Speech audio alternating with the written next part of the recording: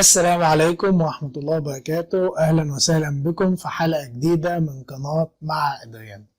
ازيكم يا شباب، عاملين ايه؟ يا رب دايما تكونوا بخير.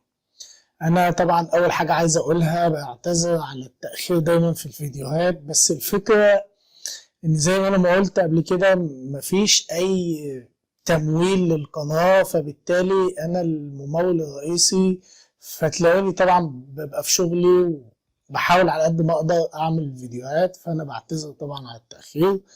النهارده بقى هنتكلم عن فيديو يعني قديم عملته انا من زمان قوي، وحصل تحديثات كتيرة في القصة اللي انا كنت حكيها وطريقة الشرح اللي انا كنت حكيها. فالنهارده ان شاء الله هنتكلم عن النقطة دي، وهي ان ناس كتيرة بتسألني انا ادريانو عايز افتح اكونتات كتير. انا بشوف ناس اللعبة ليميت اكونتين وانا فاتح 4 5 وواحد تاني يعني فاتح 10 اكونتات و12 اكونت. لا، طب هو عمل كده ازاي؟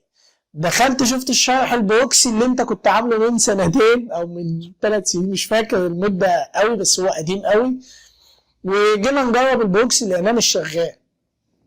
احب اقول لك يا صاحبي ان اللعبة في الفترة الزمنية اللي هي من زمان قوي ديت كان البروكسي ده يعني ايه بروكسي اصلا، وايه مفهومه وايه فكرته.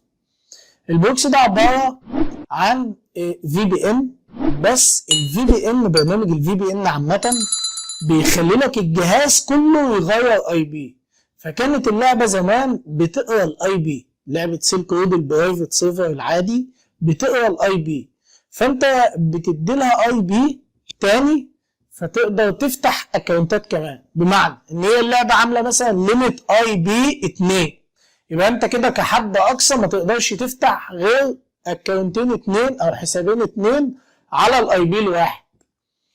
فانا لو فتحت في بي ان، طب ما هو الفي بي ان هيغير لي الاي بي بتاع الجهاز كله، فبرضه هفتح 2 بس، ما هم عاملين ليميت على الاي بي الواحد. فكان جه منها بقى فكره البروكسي.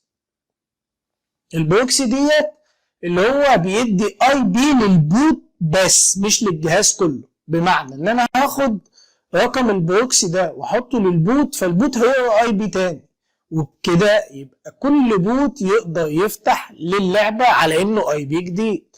فلو اللعبة مثلا اي بي ليميت 2، انا هفتح 2 على الجهاز من غير بروكسي، وبعد كده كل ما عاوز ازود بوت كمان اديله اي بي بروكسي جديد، فيقرا ان هو ده في بي ان اي بي تاني فيشتغل على اللعب. تمام. حصل بقى تحديثات في الالعاب وشغل جديد والنظام بقى، عشان طبعا كانت في ناس زمان بتاخد بند ويفتحوا بفي بي ان فيقدر يخش وياخد بند اي بي تاني يفتح.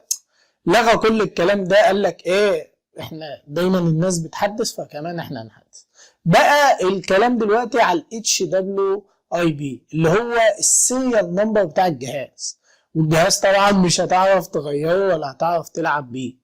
تمام. هي عامله زي فكره الشرطه والحراميه، دايما كل واحد بيحاول يحدث نفسه عشان يبقى هو دايما الاذكى. نفس الكلام برضه هنا، ان ديت يعتبر شبه سرقه، ان انت بتبوظ له اللعبه، وان هو دايما بيحاول يحدث نفسه، فاللي قصاده برضه بيحاول يحدث نفسه دايما. فدلوقتي بقى في الفيرتوال ماشين، واللي هو ده جهاز عن بعد، او الفي بي له مسميات كتير، اللي هو في بي اس، فيرتوال ماشين، باي باس، في اسامي كتيره بتعني المعنى اللي انا بقوله لك ده، واللي هو جهاز عن بعد بتقدر تتحكم فيه. تمام. بس في كذا طريقه لفكره الجهاز عن بعد دي، فاحنا هنشرح ايه في السريع كده برضه لان القصه صعبه قوي. دلوقتي الجهاز اللعبه بقت بتقرا السيريال نمبر بتاع الجهاز، فانت لو حطيت البروكسي اللي هو الفيديو اللي انا عامله من كذا سنه، فتيجي تحط البروكسي تلاقيه برضه مش راضي يفتح، تلاقيه دايما مش راضي يفتح لك حاجه جديده. ليه؟ لان اللعبه ما عادتش بتقرا الاي بي بتاع زمان، اللعبه دلوقتي بقت بتقرا السيريال نمبر بتاع الجهاز، فهي شايفه ان الجهاز اللي فاتح هو حتى لو اتغير الاي بي بتاعه او اي حاجه انت عملتها فهو نفس الجهاز. تمام. فبقى في بقى فكره ان ده جهاز تاني مش اي بي تاني، ده بقى جهاز تاني بقى. ففي طريقتين، وهي الطريقه الاولى ان انت بتخش على الموقع تشتري في بي اس او فيرتوال ماشين، او ايا كان ايه المسمى بتاعه، ولما بتشتريه بيقدر يفتح لك اي بي جديد او جهاز جديد. بمعنى ان لو اللعبه ليميت حسابين بس، تقدر انت كمان تشتري جهاز فتفتح لك 2 كمان. طب الله يا عم ادريانو، كده انت بتقول ان انت لو اللعبه ليميت 2 هنشتري الفي بي اس ده فتفتح لي 2 كمان فافتح 4، فرقم قليل برضه. انا بشوف ناس بتفتح رقم كبير، والفي بي اس لما انا دخلت عليه يا عم ادريانو لقيته غالي. طب ازاي الناس ديت بتشتري كده؟ في حاجه تانية بقى اخترعوها برضه، وهي اسمها الباي باس. ده جهاز مخادع تمام على جهازك.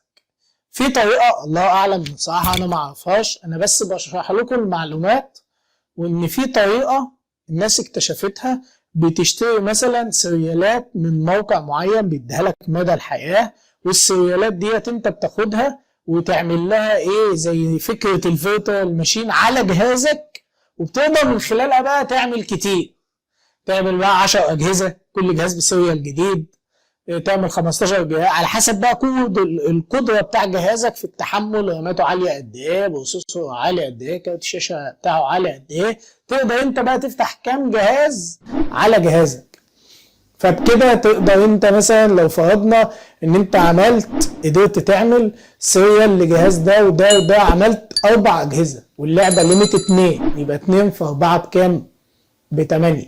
ف 8 اكونتات انت كده فاتح بارتي كامل في لعبه مثلا ليميت 2 بس، ما بالك بقى لو اللعبه مثلا ليميت 1، وكده تبقى اصعب للناس التانية. فانت فاتح مثلا بلاش تعمل بقى، مش هتعمل طبعا 4، هتعمل بقى 8 كلهم عشان يبقى البارتي كامل، والناس كلها عماله بتلفل بايميل واحد وبتبوت بايميل واحد، وانت عامل بارتي كامل وفاتحه ومشغل والله ينور. وما بالك برضه لو انت عندك جهازين وعملت الباي باس ده لكل جهاز مثلا، فانت كده فاتح بارتيين وبتجيب فلوس كتير وبتجيب حاجات ماتيريال كتير للعبه.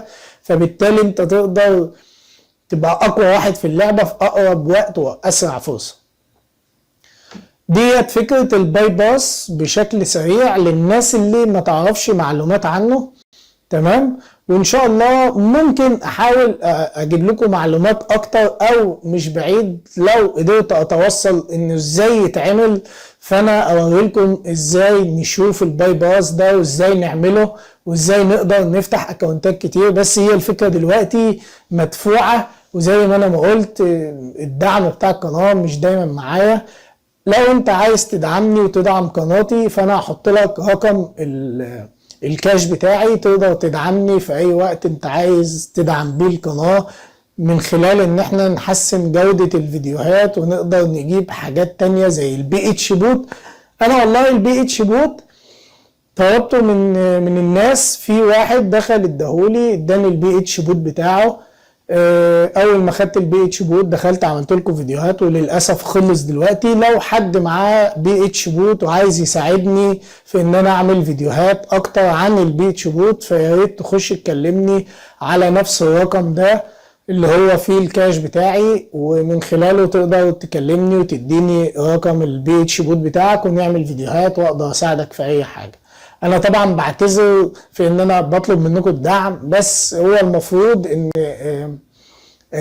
كمان القناه بتاعتي صغيره جدا، وانا في الوقت الحالي الدنيا مش ظابطه معايا، فانا مش عارف انا اللي ادعمها بنفسي.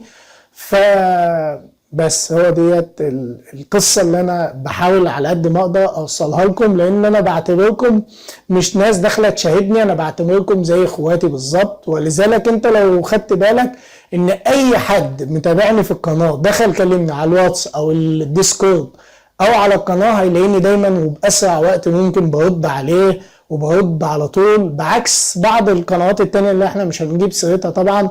لو انت دخلت عملت له تعليق فصعب جدا على ما يرد عليك، وصعب جدا على ما توصل له اصلا.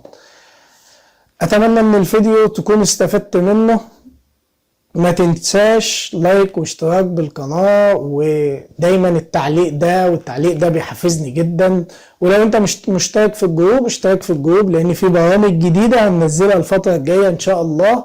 واتمنى ان انت تكون دايما بتستفاد مني. شكرا، سلام عليكم.